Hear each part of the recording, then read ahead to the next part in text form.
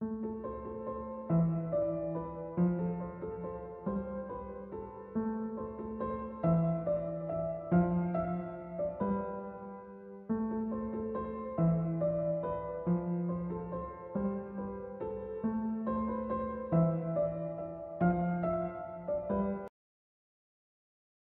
que la grâce et la paix du Seigneur vous soient données ce matin à chacun d'entre vous. Et nous allons donc poursuivre notre réflexion commencée hier soir sur l'avenir de l'Europe selon les prophéties. Hier, nous avons essayé de faire une grande fresque de ce qu'était l'Europe dans la Bible depuis les origines, c'est-à-dire depuis le chapitre 10 du livre de la Genèse jusqu'à la fin. Nous avons vu les différentes étapes que la prophétie prévoit en ce qui concerne ce continent mis à part et privilégié entre tous, puisqu'il a été le continent le plus évangélisé du monde pendant le maximum de temps et duquel est sortie effectivement la parole du Seigneur pour le monde entier. Et ce matin, nous allons essayer de voir où nous en sommes dans cette évolution. Et je voudrais introduire cette réflexion par la lecture d'un psaume, le psaume 83. Cantique, psaume d'Asaph. Ô Dieu, ne reste pas dans le silence, ne te tais pas et ne demeure pas tranquille, ô Dieu, car voici que tes ennemis s'agitent. Ceux qui te haïssent lèvent la tête. Ils forment contre ton peuple des projets pleins de ruses. Ils tiennent conseil contre ceux que tu protèges. Venez, disent-ils, faisons-les disparaître en tant que nation et qu'on ne se souvienne plus du nom d'Israël. Ils tiennent conseil tous d'un même cœur. Ils concluent une alliance contre toi. Les tentes d'Édom, les Ismaélites, Moab, les Agaréniens, Gval, Ammon, Amalek, les Philistins, avec les habitants de Tyr. La Syrie aussi se joint à eux et prête son bras aux fils de Lot. Traite-les comme Madian, comme Sisera, comme Yavin au torrent de Kishon. Ils ont été détruits à Endor, ils sont devenus du fumier pour le sol. Traite leurs nobles comme Orev et Zéev, et tous leurs princes comme Tsevar et Tsalmouna, eux qui disent « Prenons possession des domaines de Dieu ». Mon Dieu rend-les semblables au tourbillon, au Galgal qu'emporte le vent. Comme le feu brûle la forêt, comme la flamme embrase les montagnes, ainsi poursuis-les de ta tempête, épouvante-les par ton ouragan, couvre leur face d'ignominie, afin qu'ils cherchent ton nom éternel, qu'ils soient honteux, épouvantés pour toujours, qu'ils rougissent et qu'ils périssent, et qu'ils reconnaissent que toi seul, dont le nom est l'Éternel, tu es le Très-Haut sur toute la terre. Quel est l'avenir de l'Europe selon les prophéties et où en sommes-nous dans ce processus prophétique? Je voudrais d'abord essayer de nous amener à comprendre quelles sont les origines de l'Europe moderne. Nous en avons un peu parlé hier et nous avons vu que c'est à la fin de la Deuxième Guerre mondiale qu'un certain nombre de membres du parti nazi et des collaborateurs européens, dont ce que l'on appelle les pères fondateurs de l'Europe, ont conçu l'idée de cette Europe que nous sommes en train de vivre et que nous connaissons aujourd'hui.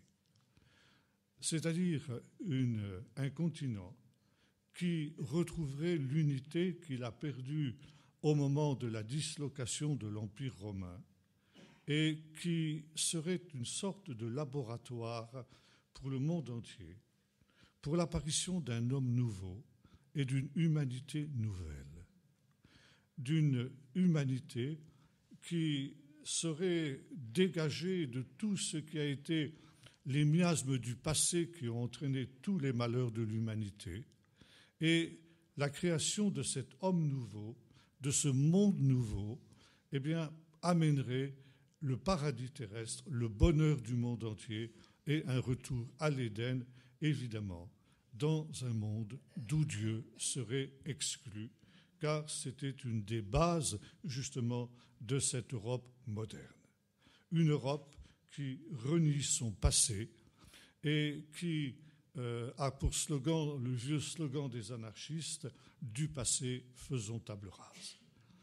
Et il fallait que toute chose soit nouvelle, nouvelle en particulier à partir des possibilités techniques que donnait la science, qui avait fait un bond prodigieux pendant justement cette période de la Deuxième Guerre mondiale. Et il s'agissait de créer un monde sans antagonistes, sans frontières, dégagé de ce nationalisme qui avait amené les catastrophes qui avaient marqué le XXe siècle et qui allait ainsi permettre une unification du monde autour de ce noyau qu'était l'Europe. Et déjà, il y avait ce rêve d'un grand village mondial d'où l'Europe serait le noyau initial d'où allait partir cette mondialisation. Et un peu déjà avant la fin de la Deuxième Guerre mondiale et surtout après la Première Guerre mondiale, s'est créée une élite mondiale qui s'est rassemblée dans un certain nombre d'organismes tels que le Forum de Davos, le Club de Rome, le de Bilderberg et d'autres mouvements de ce type-là, qui rassemblaient quelques milliers de personnes tout au plus dans le monde entier, dont le but était justement de créer cette humanité nouvelle à partir d'une unification du monde, autrement dit un retour au vieux rêve de Babel où l'homme n'aurait qu'une seule langue, une seule pensée et formerait un monde absolument unifié, un seul État mondial. Et qui dit une seule langue, dit aussi une même pensée, c'est-à-dire une pensée unique. Et à la tête, petit à petit, il faut le dire, là, il y aurait évidemment beaucoup de points à souligner, que petit à petit, cette élite mondiale, qui n'a jamais caché ses buts, ce ne sont pas des complotistes, leurs buts ont été évoqués d'une manière absolument claire, même si les rencontres de cette élite mondiale et les comptes rendus de ce qui s'est passé dans ces rencontres sont tenus soigneusement secrets, il n'en demeure pas moins que petit à petit, ces mouvements ont été noyautés par des organisations satanistes. Et il faut savoir que notre siècle est un siècle où nous assistons à une formidable explosion du satanisme. Disons, notre monde se détourne du Dieu vivant, du Dieu de la Bible, mais se tourne vers celui qui est l'adversaire, le Satan, et qui cherche toujours, depuis les origines, à se faire adorer comme Dieu. Et aujourd'hui, nous pouvons parler de Satan, Dieu de ce siècle, Dieu de ce monde. Et cette élite mondiale tient dans sa main l'essentiel de la finance de ce monde. Et aujourd'hui, quelques milliers de personnes, quelques dizaines, centaines de familles contrôlent à elles seules plus de 50% de la fortune mondiale, de la finance mondiale. Et la plupart des États, à partir, nous allons voir d'un processus qui ensuite s'est déroulé après cette Deuxième Guerre mondiale, eh bien, ont réussi à tisser sur la terre entière un véritable réseau en faisant en sorte que les États s'endettent. Et nous allons voir que le monde islamique est aussi pour quelque chose d'important. Et la plupart des États, la France en particulier, mais y compris même des États aussi riches que les États-Unis, sont endettés jusqu'au cou et par conséquent doivent emprunter des sommes colossales à cette élite mondiale. Et comme le dit un proverbe, qui paye l'orchestre choisit le morceau. De telle manière que les États sont devenus à la solde de cette élite mondiale qui est en train de se constituer. Et il suffirait, par exemple, que ces prêteurs, en ce qui concerne la France, eh bien, cessent de prêter à la France, et grâce aux moyens numériques dont nous disposons aujourd'hui, en 1 minute, la France serait en faillite. Ce qui veut dire que, contrairement à ce que nous pouvons penser, nous ne sommes pas dirigés par les gouvernements que nous avons plus ou moins démocratiquement élus, mais ces gouvernements sont forcément à la solde de cette puissance mondiale et sont obligés d'exécuter ses ordres et sa politique. Ce qui veut dire, pour couper court, qu'en réalité, de plus en plus, le monde est en train d'être dirigé par ces groupes satanistes qui ont infiltré ces élites mondiales. Satan, prince de ce monde, Satan, Dieu de ce monde. Et ça, en tant que chrétiens, il faut que nous puissions le savoir pour ne pas être séduits, pour ne pas être trompés, justement, parce qu'il est le menteur et le père du mensonge, en même temps qu'il est le meurtrier, nous allons le voir aussi dans un instant, et en même temps que nous puissions évidemment aussi nous tenir dans la prière pour résister à ces puissances des ténèbres qui sont à l'œuvre aujourd'hui. Et tout a commencé effectivement à partir de l'Europe. L'Europe a connu un tournant très important en 1973. 1973 a été l'année où a éclaté la fameuse guerre du Kippour. Il y aurait beaucoup de choses à dire en ce qui concerne cette guerre du Kippour. La fête du Kippour est une fête très spéciale dans le calendrier juif, en ce sens qu'elle est l'image du jugement dernier. Kippour est un temps où le juif est invité à faire un examen de conscience dans le temps qui précède pour se préparer à cette rencontre particulière avec Dieu. Il est invité à mettre sa vie en règle avec Dieu. Et le jour du Kippour, la tradition nous dit que chacun se présente devant Dieu comme s'il se présentait devant Dieu au dernier jour, c'est-à-dire au jour du jugement dernier. Et le soir, quand retentit la sonnerie du chauffard, ce que l'on appelle en hébreu la neila, ça veut dire la fermeture, eh bien, c'est comme si les portes de la grâce étaient fermées. Il y a un temps où la repentance ne sera plus possible et où, par conséquent, le destin de chaque être humain est fixé, soit pour la vie, soit pour la mort. La sentence, le verdict a été prononcé et il n'est plus possible de revenir. Jésus nous dit quelque chose de semblable dans une parabole. Il nous dit que viendra un temps où le maître de maison se lèvera et fermera la porte, et on aura beau venir frapper à la porte, eh bien le Seigneur dira « Je ne vous ai jamais connu ». Et voyez-vous, Kippour, c'est le temps où les jugements de Dieu se scellent. Et la tradition juive nous dit que tout ce qui se passe dans ce jour est scellé dans le ciel et déterminé dans le ciel. Et là a eu lieu ce jour du Kippour, cette attaque surprise d'Israël par ses ennemis arabes qui l'ont pris en quelque sorte dans une véritable traîtrise dans ce jour solennel de prière. Et par conséquent, la tradition juive, les rabbins nous disent que le jour du Kippour 1973, le destin du monde a été scellé et les jugements de Dieu ont commencé. Et de fait, depuis cette date fatidique du 6 octobre 1973, eh bien, le monde est entré dans une crise économique dont il ne s'est jamais relevé.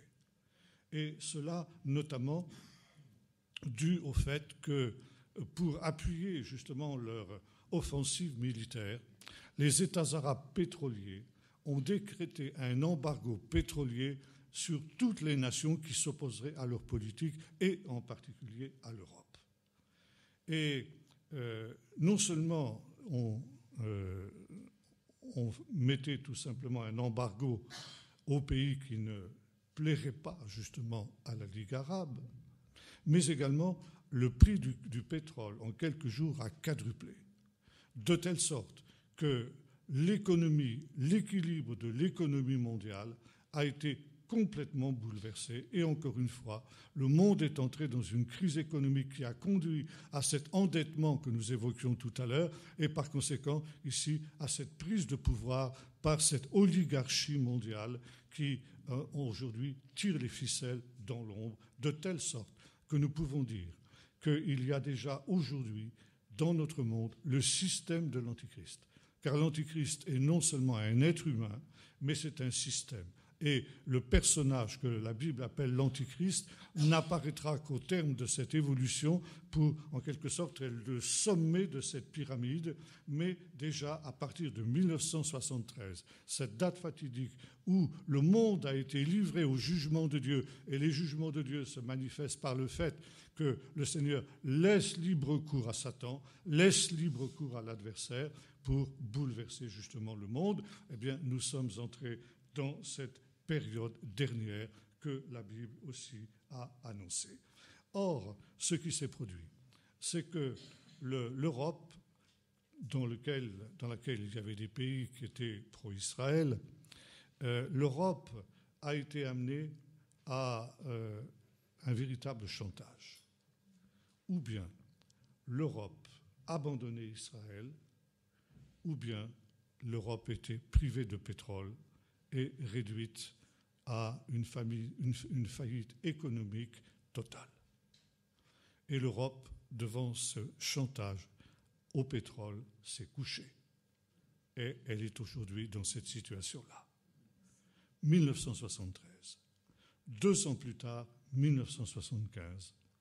Un événement qui est pratiquement passé inaperçu sur la scène mondiale et qui a été une conférence qui a eu lieu à Venise entre l'Europe qui émergeait à cette période-là et qui avait une présidence tournante. Cette année 1975, c'était le président de la France, M. Giscard d'Estaing, qui était en même temps le président de l'Europe, et les représentants de la Ligue arabe à Venise. Et là, dans le plus grand secret, ont été mis au point des accords qui portaient le nom de Eurabia. Eurabia, un mot qui est composé donc Europe et monde arabe. Et c'était la conséquence de cette crise de Kippour, où finalement ce qui avait été empiriquement mis en place allait l'être maintenant juridiquement. Et des accords ont été conclus entre les deux rives de la Méditerranée pour une osmose entre ces deux parties de ce monde méditerranéen, l'Europe et le monde arabe.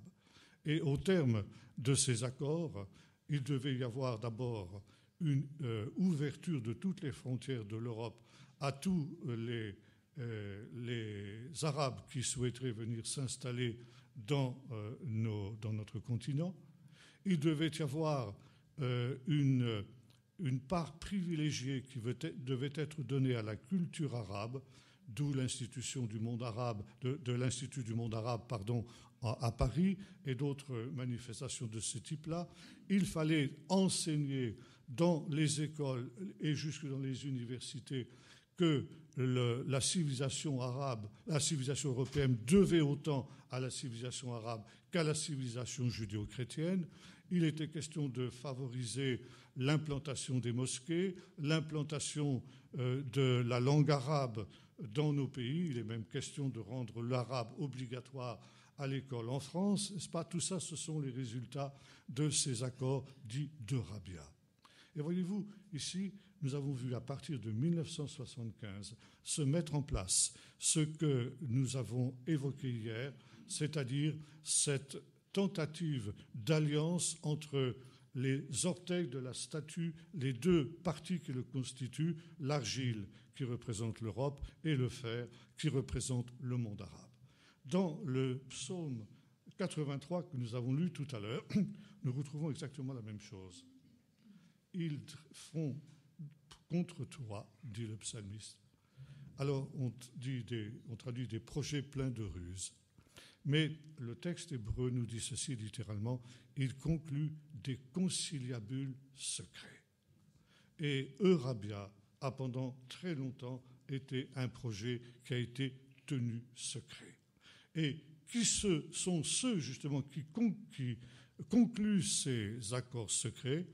Les tentes d'Édom, et nous avons vu hier que Édom représente l'Europe, et Ishmaël qui représente le monde arabo-musulman, auquel ensuite se joignent un certain nombre de nations qui sont évoquées, mais les deux premières nations, les deux premiers protagonistes de ces accords, c'est justement l'Europe et le monde musulman, Édom et Ishmaël. Nous sommes ici en plein accomplissement, en pleine réalisation de ces prophéties et de Daniel et de ce psaume 83. Et à partir de 1975, ces accords se sont multipliés.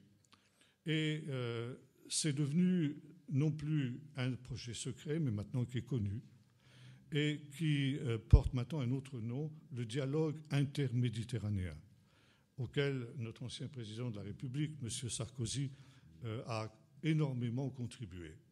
C'était un petit peu sa grande vision. Et c'est ainsi que nous assistons aujourd'hui à une tentative de lier les deux rives de la Méditerranée et, par conséquent, de reconstituer, comme l'avons vu hier dans les prophéties de Daniel, cet empire romain qui avait cessé d'exister à ce moment-là. Et ce faisant, il y a un aspect très important de ces accords Eurabia qui, aujourd'hui, ont des conséquences redoutables. Parmi ces accords, j'ai évoqué tout à l'heure l'ouverture des frontières à l'immigration des Arabes, j'ai évoqué la nécessité de souligner l'influence de la culture islamique dans la civilisation occidentale, mais il y a un autre point qui tenait en quelques lignes et qui disait ceci.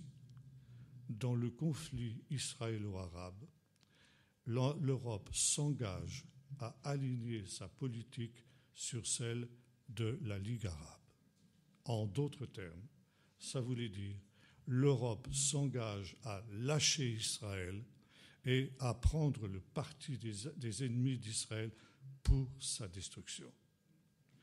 Et là, eh bien, nous sommes entrés dans un processus extrêmement redoutable pour notre continent. Parce que la Bible nous dit d'une manière explicite, parlant justement des descendants d'Abraham, c'est Dieu qui lui dit au chapitre 12 du livre de la Genèse, « Je bénirai ceux qui te béniront, mais je maudirai ceux qui te maudiront. » Ce qui veut dire en clair qu'à cause de cette décision dans laquelle l'Europe se trouve en quelque sorte acculée, à cause justement de ce besoin de pétrole, de ces besoins des pétrodollars. Et l'on sait aujourd'hui que des pays arabes comme le Qatar, par exemple, rachètent des parties entières de la France, justement pour aider la France à subsister économiquement. C'est une sorte de bouche à bouche qui lui est fait, mais la contrepartie, c'est que l'Europe s'engage à prendre le parti des pays arabes contre Israël.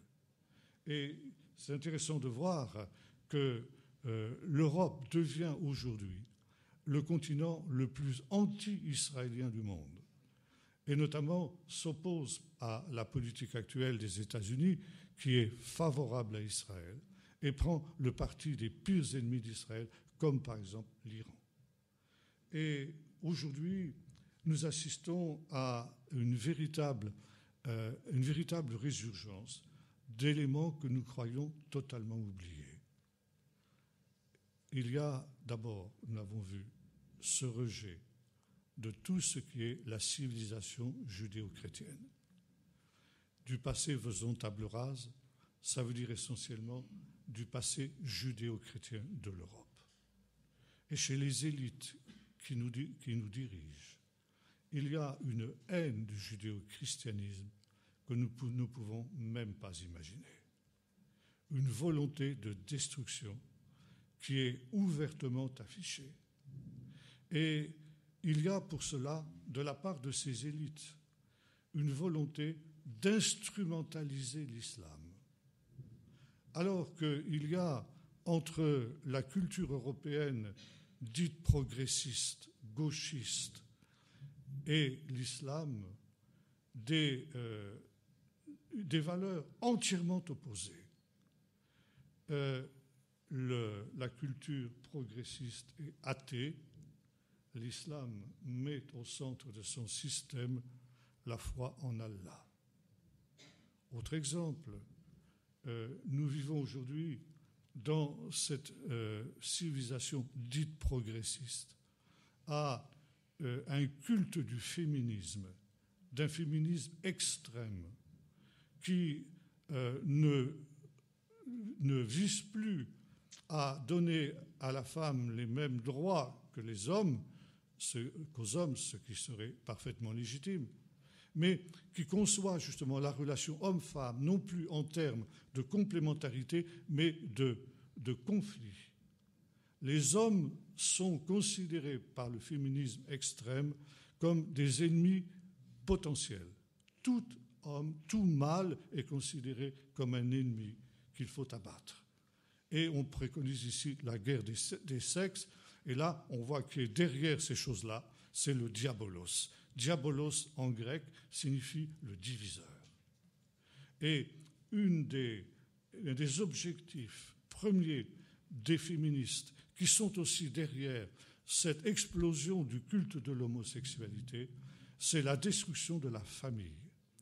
La famille est considérée par elles, comme une réalité asservissante pour la femme. Pour que la femme soit libre, il faut par conséquent détruire la famille. Et détruire la famille, ça veut dire détruire le couple et ça veut dire détruire le mariage. Et une de nos ministres entre parenthèses, l'égalité entre les hommes et les femmes, il fallait un ministre pour ça, ou plutôt une ministre bien évidemment, affirmait ceci, que le mariage homosexuel était le dernier stade avant l'abolition du mariage, avant la destruction du mariage. Or, le mariage est une réalité qui date d'avant la création, d'avant la chute, qui appartient à l'ordre de la création. Ça veut dire à ce monde parfait qui est sorti des mains de Dieu. Le mariage et la famille sont la base de la société. Si l'on touche à cela, c'est toute la société qui s'effondre comme un château de cartes. Et c'est pourquoi Satan, prince de ce monde, aujourd'hui, se centre particulièrement sur ce point-là. Cherche à détruire la famille et le mariage. Et un des défis qui nous est lancé à nous, chrétiens, c'est justement de redonner au mariage et à la famille ces lettres de noblesse et perpétuer justement cette réalité envers et contre tout. C'est là un des points essentiels de notre combat.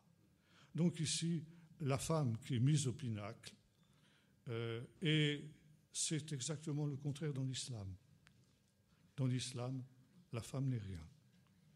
La femme n'a aucun droit, elle n'a même pas d'âme, elle est là uniquement pour le service et pour le plaisir de ces messieurs. Donc, deux visions totalement opposées de ce que doit être le monde et de ce que doit être la société. Or, ces deux tendances, ces deux idéologies, l'idéologie progressiste et l'idéologie islamiste, sont en train de s'unir. Et de s'unir contre quoi? Contre le judéo-christianisme. C'est leur but. Et les progressistes instrumentalisent l'islam pour les aider à détruire ce judéo-christianisme, parce que finalement, ce qui unit ces deux idéologies, c'est la même haine du judéo-christianisme. Avec ce que nous disions hier en évoquant ces deux centurions romains dans l'histoire d'Astérix, quand les progressistes auront utilisé l'islam et abouti à leur fin, c'est-à-dire après avoir détruit le judéo-christianisme, on s'occupera de l'islam et on mettra l'islam au pas. Or, il se trouve que malheureusement pour nos progressistes, l'islam résonne de la même manière. Et l'islam déclare ceci: nous allons utiliser une idéologie qui est absolument contraire à la nôtre, le progressisme, pour détruire le judéo-christianisme. Et quand nous aurons atteint notre but, que le judéo-christianisme sera détruit, nous nous occuperons des mécréants, nous nous occuperons des il y a un mot, j'ai oublié exactement en arabe, qui dit cela, et nous éliminerons justement le judéo-christianisme et le triumvirat, nous le ferons à nous tout seuls. Et voyez-vous, ici, nous vivons exactement ce qui est le fondement même du livre de Daniel que nous avons évoqué hier. Ils font cette alliance contre nature.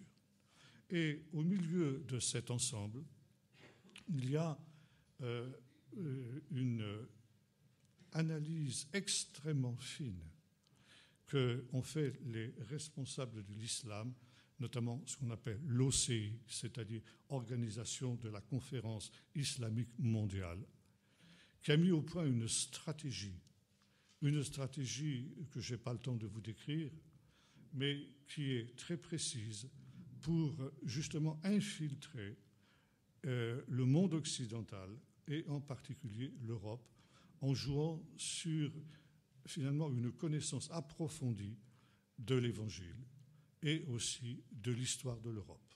Cette histoire à laquelle l'Europe tourne le dos, les islamistes l'étudient avec beaucoup de précision. Et les islamistes ont réussi à mettre au point une nouvelle religion d'une Europe qui n'a plus de religion. Et cette religion, c'est le palestinisme. A été créé dans ces années qui ont suivi 1973, et même avant, un peuple fictif, un peuple qui n'avait jamais existé, le soi-disant peuple palestinien. Dans l'histoire, contrairement à ce que nous serinent les médias à longueur de journée, il n'y a jamais eu de peuple palestinien. Après 638, c'est-à-dire après la conquête de ce que les Arabes appellent la Palestine, parce qu'ils ne savent pas prononcer le P. Le P en arabe n'existe pas. Et les Arabes disent Palestine, ce qui est la preuve que le mot Palestine, c'est un mot qu'ils ont emprunté et qu'ils n'ont pas créé. Eh bien, Palestine, comme ils le disent, n'a été qu'une partie infime de l'immense empire arabe qui avait été créé par les conquêtes du 7e siècle, 7e, 8e siècle, qui allait depuis le Maroc, l'Atlantique, jusqu'à l'Indonésie, et qui constituait ce qu'on appelle la Oumma, ou Da et l'islam, c'est-à-dire le domaine de l'islam. Ce faisant, il n'y a jamais eu de Palestine indépendante et il n'y a jamais eu de peuple palestinien en tant que tel. Et jusqu'en 1967, ça veut dire jusqu'à la guerre des 6 jours, on ne parlait absolument pas d'un peuple palestinien. On parlait de réfugiés arabes qui avaient dû fuir Israël au moment de la guerre d'indépendance de 1948. Et après cette défaite des pays arabes, qu'a été la guerre des 6 jours en 1967, c'était aussi une défaite pour l'Union soviétique qui avait été derrière ces Arabes qui avaient attaqué Israël. Et devant cette défaite qui était aussi la leur, les Soviétiques ont essayé de transformer la défaite militaire en victoire diplomatique. Et ils ont envoyé immédiatement au Caire et à Damas leurs plus grands spécialistes de l'agitation et de la propagande. Et le but était le suivant. Israël avait capitalisé, pourrait-on dire, la sympathie de la majorité du monde, parce que, avant la guerre des 6 jours, le petit Israël, 2 millions d'habitants à cette époque-là, représentait David en face du Goliath arabe, 120 millions d'habitants. 2 millions contre 120 millions d'habitants. Et effectivement, l'assimilation entre Israël et le monde arabe avec David et Goliath était parfaitement cohérente. Or, la propagande soviétique a dit qu'il faut renverser la perspective. Il faut que Israël devienne Goliath et le monde arabe devienne David. Avouez que ce n'était pas évident. Eh bien, l'Union soviétique et ses services de propagande ont réussi la plus formidable opération de propagande de toute l'histoire humaine. Un chef-d'œuvre dans le genre, du grand art. Et ils ont réussi à faire en sorte qu'aujourd'hui, effectivement, la perspective soit renversée. Comment sont-ils arrivés à cela? Eh bien, en créant de toutes pièces un minuscule peuple, le peuple palestinien, qui n'a jamais existé, auquel ils ont donné une histoire, fictive bien évidemment, qu'ils ont instrumentalisée et qui est venu affronter le géant Goliath israélien avec ses tanks, ses canons, ses avions, alors que le petit David, qu'était la Palestine, n'avait en face de cet armement sophistiqué que sa fronde et ses pierres. Et ça a été les fameuses guerres des pierres qui ont marqué justement la conscience occidentale. Et ce faisant, en montrant finalement, comme l'avait dit De Gaulle, que le peuple israélien était un peuple dominateur sur un peuple, et on est allé jusqu'à oser cette comparaison inouïe où le peuple d'Israël, rescapé de la Shoah, était en réalité un peuple qui faisait revivre au peuple palestinien tout ce qu'il avait suivi de la part des nazis, de telle sorte qu'aujourd'hui on considère que l'État d'Israël est un État nazi. Eh bien, ça a été justement le chef-d'œuvre de cette propagande. Mais cette propagande a joué aussi sur un autre élément de la culture européenne.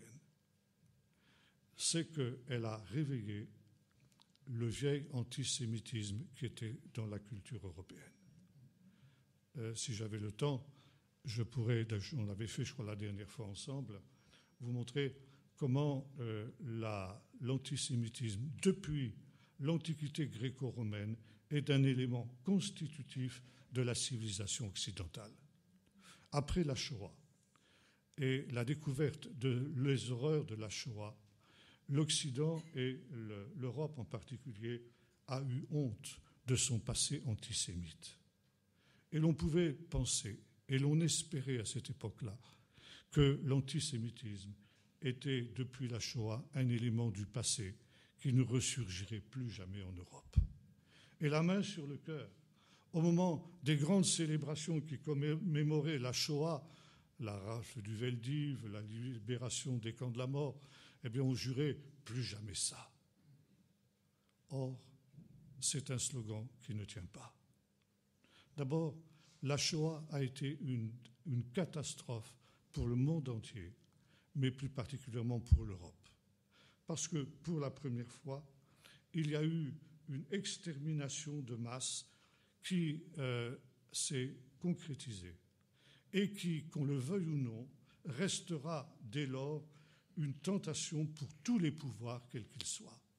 Puisque ça a été possible dans le passé, pourquoi ça ne serait pas possible dans l'avenir? Et on peut craindre que lors d'une crise majeure, une crise civilisationnelle, eh bien, des pouvoirs recourent à cet expédient-là. Et par conséquent, c'est quelque chose de dramatique. Mais l'Europe a été marquée par la Shoah à la fois d'une manière négative par une honte de ce qui s'est passé, car plus ou moins tous les pays d'Europe ont participé à ce drame, mais également une espèce de satisfaction parce qu'on s'est débarrassé des Juifs. Et à cause du palestinisme et de l'antisionisme, qui est la forme moderne de l'antisémitisme, comme nous l'avons vu ensemble la dernière fois, les vieux instincts génocidaires de l'Europe sont en train de ressurgir et de reparaître. Et la propagande des gauchistes, relayée maintenant par les églises, est devenu, a fait du palestinisme la religion moderne de l'Europe et a fait du peuple palestinien un peuple christique. Il y a aujourd'hui une paix mondiale qui pourrait s'instaurer depuis la destruction du mur de Berlin. Et le seul obstacle, le seul endroit qui n'est pas en paix dans le monde, c'est le Moyen-Orient. Et le Moyen-Orient n'est pas en paix à cause du méchant petit Israël qui continue à vouloir persécuter le malheureux peuple palestinien. Et pour la rédemption du monde, pour son salut, pour la paix universelle, eh bien, il faut la libération du peuple palestinien. La libération du peuple palestinien est la grande cause de tous les mouvements de gauche. Il a remplacé les théologies de la libération et tout ce qui s'en suivait. Et le peuple palestinien est celui qui subit de la part des méchants juifs exactement ce que le Christ a subi de leur part. Et dès 1968, un an après la guerre des 6 jours, avait eu lieu à Beyrouth ce qu'on appelait le Congrès des chrétiens pour la Palestine. Et on voyait des caricatures où l'on voyait une jeune femme représentant la Palestine crucifiée sur une étoile de David. Par conséquent, ici, le peuple d'Israël est véritablement un peuple christique. On trouve ici aussi, par exemple, des manifestations qui vont dans ce même sens. La Palestine est crucifiée comme Jésus, et de la même manière que Jésus a souffert de la part des méchants juifs, la Palestine souffre de la part des méchants juifs. Vous vous souvenez, quand l'État d'Israël avait interdit à Arafat, grand chrétien devant l'Éternel, comme on le sait, d'assister à la messe de minuit à Bethléem, alors toutes les caméras du monde étaient fixées sur le kéfier d'Arafat qui était sur la première chaise qu'il ne pouvait pas occuper. Malheureux Arafat. Nouveau Christ Arafat. Christ Arafat, notre sauveur. Et cette idée que les Israéliens tuent les enfants, eh bien, l'épisode du fameux petit Mohamed Al-Doura qui a été un scénario monté de toutes pièces, comme on l'a su par la suite, mais ça n'a pas été dit, eh bien, est le pendant de ce qui s'est passé quand Hérode a fait tuer les enfants de Bethléem pour essayer de faire périr Jésus. Et l'on retrouve tous les stéréotypes de l'antisémitisme chrétien, les crimes rituels, les juifs qui tuent les enfants palestiniens pour prendre leur sang et pour prendre leurs organes et ensuite les vendre, l'empoisonnement des puits et la propagation d'épidémies, une internationale juive qui veut prendre le contrôle du monde entier. Et c'est pourquoi il faut sacrifier Israël à la paix mondiale, et alors tous les malheurs du monde cesseront. Et le peuple christique devient un nouvel avatar de la théologie de la substitution. Le peuple élu maintenant, c'est le peuple palestinien, et bien des chrétiens en prennent aujourd'hui aussi le parti, sans se rendre compte que ce faisant, eh bien, nous sommes en train de nous auto-détruire. Donc ici, il y a quelque chose qui est extrêmement inquiétant et qui est aussi le résultat de cette alliance entre ces deux internationales, l'internationale mondiale financière et capitaliste que j'évoquais tout à l'heure et l'internationale de l'OCI, c'est-à-dire de l'organisation de la conférence islamique mondiale. Maintenant aussi, l'arrivée de tous ces migrants au milieu de nous correspond aussi à ce plan de ces deux idéologies qui sont d'accord pour infiltrer justement ici les migrants au milieu de nous. Du côté musulman, évidemment, ça va permettre de noyauter une Europe que l'on analyse dans les milieux arabes comme décadente, et cette analyse est malheureusement juste. Et deuxièmement, de la part de l'international capitaliste mondial, de ce gaucho-capitalisme, si j'ose dire, eh bien, c'est d'abord de créer le chaos dans nos pays pour que l'on ait envie de l'ordre, donc d'un gouvernement mondial, et en même temps une main-d'œuvre à bon marché qui permettra l'enrichissement de cette superclasse mondiale. Et aujourd'hui, nous arrivons à un point où il faut renforcer justement ce gouvernement mondial pour en faire un totalitarisme planétaire, à l'image aussi de ce qui s'était passé en URSS autrefois. Ça, c'est quelque chose qui est évidemment extrêmement préoccupant dans le temps dans lequel nous vivons. Et on ne se rend pas compte justement que les choses sont en train d'évoluer vers ce qui est la fin de la démocratie véritable et qui aboutira tout simplement à l'effondrement de l'Europe. Alors, j'en arrive à mon dernier point. Que faire en face de cette situation-là? Eh bien, d'abord, savoir qu'il y a une résistance qui doit partir de la base. Certains hier m'ont posé la question en me disant « Mais est-ce que nous pouvons renverser le cours des choses, puisque de toute manière, c'est écrit et que les choses doivent évoluer dans ce sens-là » J'ai répondu, et je le répète, eh bien, il faut malgré tout résister. Même si nous savons que notre combat n'aboutira pas, et cela pour deux raisons. D'abord, parce que se taire, c'est être complice. Et être complice, ça veut dire que nous subirons les mêmes jugements que les méchants quand le Seigneur interviendra. Et résister, c'est prendre le parti de Dieu, c'est prendre le parti du Dieu vivant contre le Dieu de ce monde, le Dieu de ce siècle, c'est-à-dire le Satan, l'adversaire. Deuxièmement, eh bien, il faut savoir que les gouvernements européens sont stupides, égoïstes, corrompus, et ça, il faut le dire, et que cette union est déjà pourrie. Comme le disait l'apôtre Jacques, vous les riches, vos richesses sont pourries. Et c'est ce colosse qui semble impressionnant, mais qui est fragile parce qu'il a des pieds d'argile. Et il suffit d'un tout petit caillou qui va venir frapper les orteils de cette statue impressionnante et monstrueuse pour qu'elle s'effondre comme un château de cartes. Et cela peut se produire à tout instant. C'est la fin de la liberté et c'est la fin de la démocratie.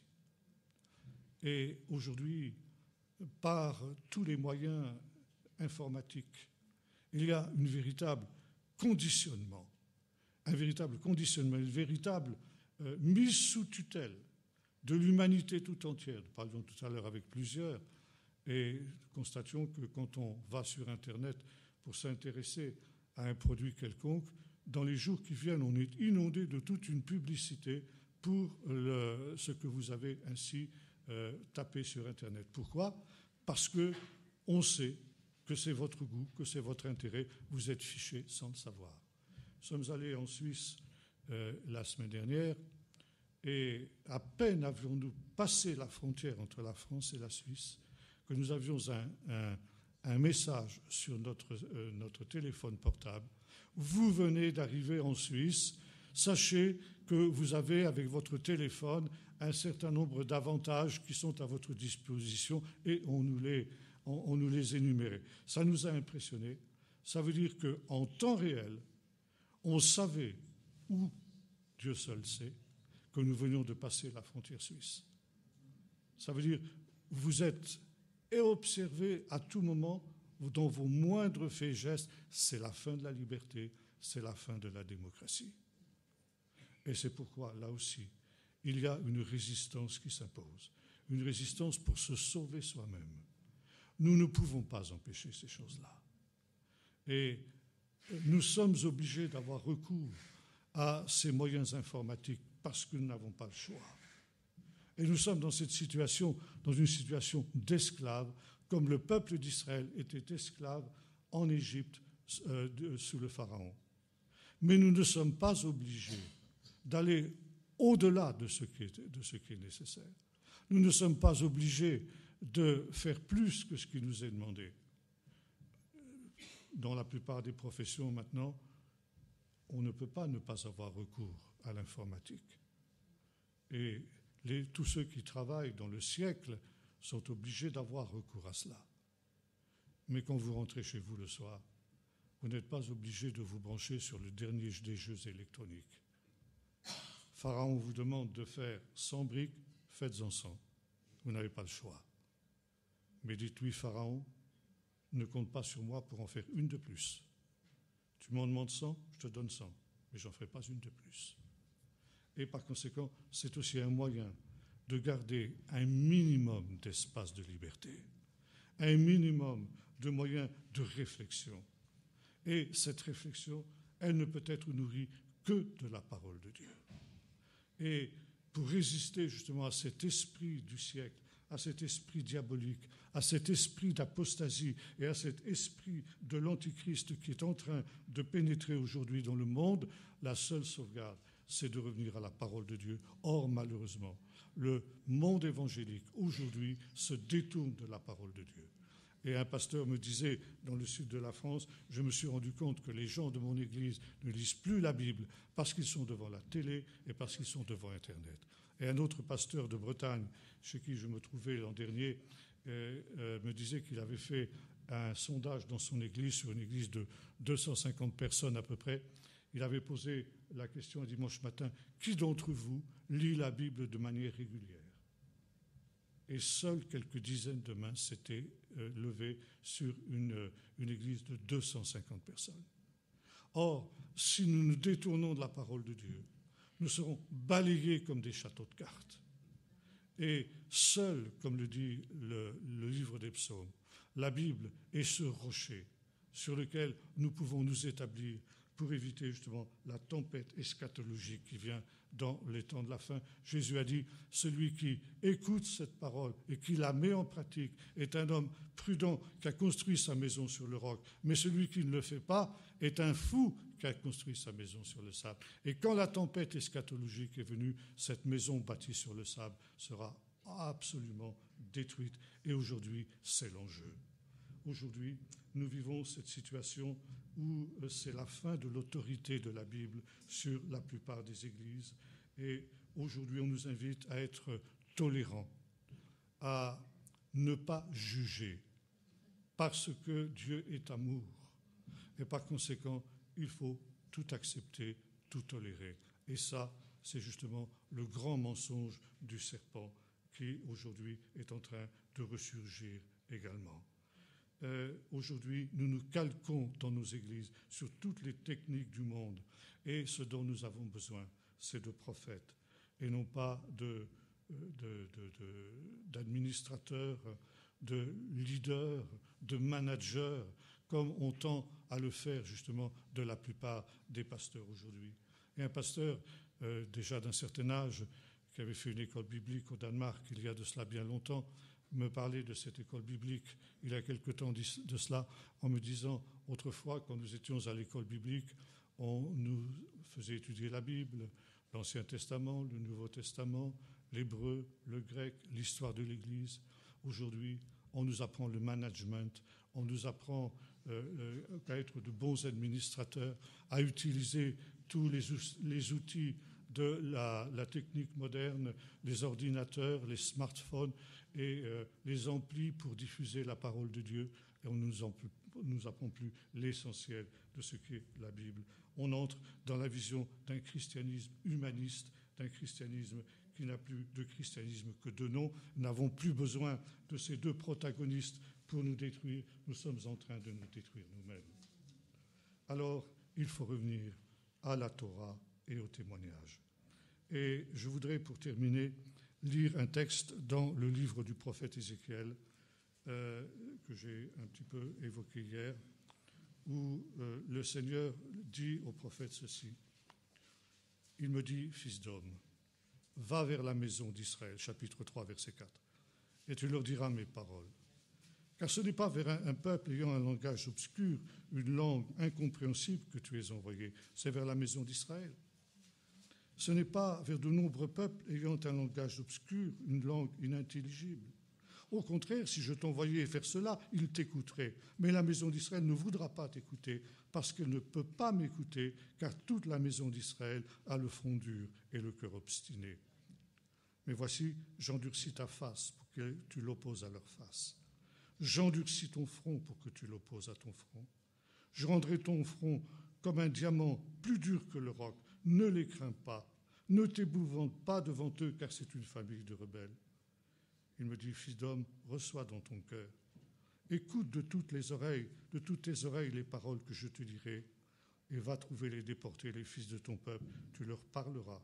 Et qu'ils écoutent ou qu'ils n'écoutent pas, tu leur diras, ainsi a parlé l'Éternel des armées. L'Esprit m'enleva, j'entendis derrière moi le bruit d'une grande rumeur. Béni soit la gloire de l'Éternel du lieu de sa demeure.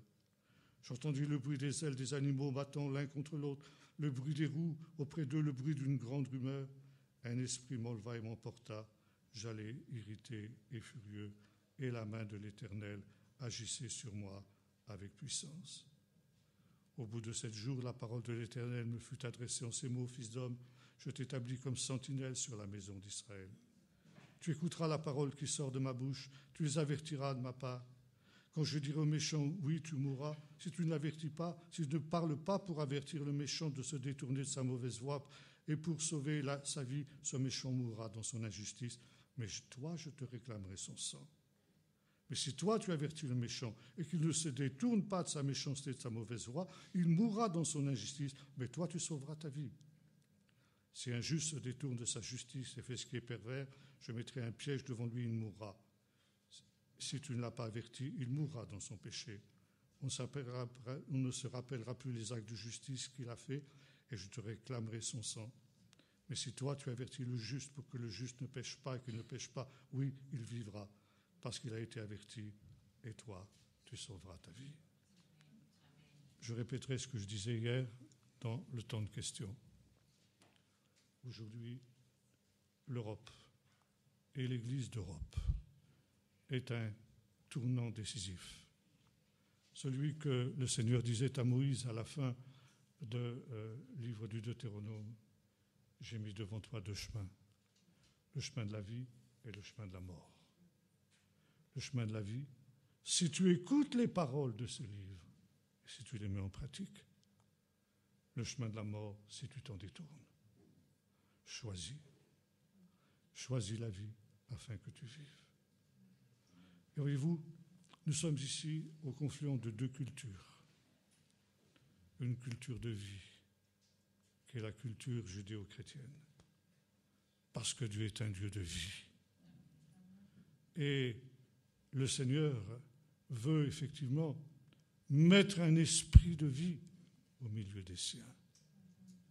Et l'autre chemin, celui du Dieu de ce monde, du prince de ce monde, qui est le prince de la mort, et qui est en train de distiller une culture de mort.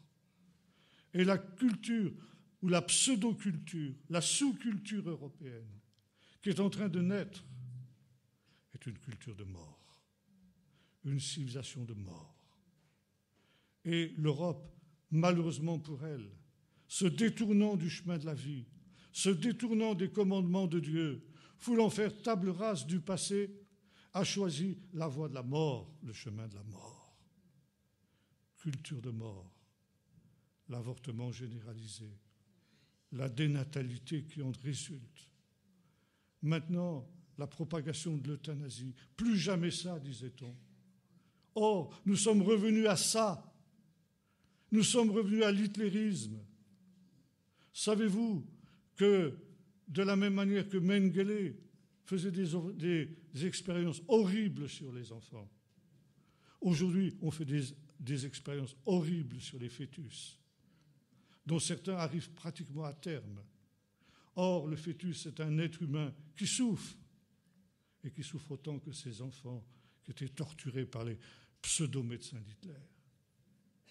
On veut maintenant faire en sorte que ce Vincent Lambert, meure de faim et de soif. Savez-vous que la mort par la soif est une des morts les plus horribles que l'on puisse connaître? Tous les tissus se tendent et c'est une douleur dans le corps tout entier. Plus jamais ça, disait-on, et on est revenu à ça. Et je pourrais en passer sur bien d'autres choses. Et aujourd'hui, cette culture de mort, elle est là. L'Europe a choisi la mort. Eh bien, le Seigneur disait à son peuple, toi, choisis la vie. Et aujourd'hui, c'est le choix décisif pour chacun d'entre nous. Choisis la vie. Et quand nous aurons choisi la vie, alors nous serons comme le Ézéchiel, prophète dans notre temps. La vocation de l'Église dans ce temps est de redevenir un peuple prophétique, un peuple qui rappelle les exigences de Dieu, un peuple qui rappelle la sainteté du mariage, l'indissolubilité du mariage, la beauté de la famille, le respect de la vie depuis les origines jusqu'à la mort naturelle. Et tout ce qui s'ensuit, c'est l'enjeu. Ils ne nous écouteront pas, non, pas plus qu'ils n'ont écouté les prophètes, mais qu'ils écoutent ou qu'ils n'écoutent pas, ils sauront qu'il y a des prophètes au milieu d'eux. Et quand viendra le jour du jugement proche maintenant pour eux, ils n'auront aucune excuse parce qu'ils auront entendu. Mais si nous nous taisons, alors ils mourront, mais comme le disait le Seigneur au prophète, toi, je te redemanderai leur sang. Aujourd'hui, il faut qu'il y ait des voix prophétiques qui se lèvent au sein du peuple de Dieu, au sein de cette Europe. Les prophètes, c'est aussi une de leurs caractéristiques, on les persécute. Au besoin, on les tue. Ils te feront la guerre. Oui, il faut s'attendre. Ils te feront la guerre. Mais j'endurcirai ton front pour qu'ils s'opposent à leur front. Je rendrai ton front dur comme le diamant. Ils te feront la guerre, mais ils ne te vaincront pas, parce que je suis avec toi pour te délivrer, parole de l'Éternel. Prions maintenant. Seigneur notre Dieu, nous sommes devant toi dans une grande tristesse pour nos pays, comme les prophètes l'étaient devant toi. Et de la même manière, Seigneur, que les prophètes intercédaient pour ton peuple, nous voulons aussi intercéder pour ce continent européen, en particulier dans ce jour décisif. Seigneur, tu vois qu'il a choisi la voie de la mort. Tu vois qu'il a choisi l'adoration du Dieu de ce monde, du prince de ce monde, du prince des ténèbres.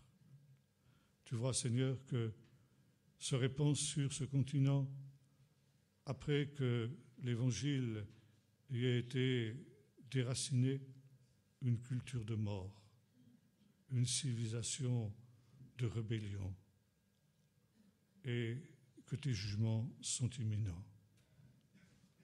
Seigneur, tu nous appelles à être de ceux qui sortent de cet ensemble pour reprendre le chemin étroit, le chemin de la vie éternelle, le chemin de ta parole et du respect de tes commandements. Tu nous dis, choisis la vie pour que tu vives. Et en même temps, Seigneur, tu cherches des hommes et des femmes, comme à l'époque du prophète, pour se tenir sur la brèche, pour élever un mur, pour que tu ne détruises pas le pays. Et nous voulons être ces hommes, Seigneur, et ces femmes, cette Église prophétique que tu appelles dans ces temps qui sont les temps de la fin, pour que l'étendard de ta parole puisse à nouveau, Seigneur, être étendu sur ce pays. Seigneur, tu nous dis que ce n'est pas une tâche facile, mais que tu es avec nous pour nous délivrer. Seigneur, endurcis notre face pour qu'elle s'oppose à leur face, notre front pour qu'il s'oppose à leur front, de telle sorte, Seigneur, que qu'ils écoutent ou qu'ils n'écoutent pas, ils connaîtront ta parole, ils sauront qu'il y a des réalités prophétiques au milieu d'eux. Seigneur, comme nos frères des premiers siècles, nous voulons te dire, avant toute chose, Seigneur, viens vite. Abrège ces jours abominables. hâte ces choses en leur temps. Périsse ce monde et vienne ton royaume.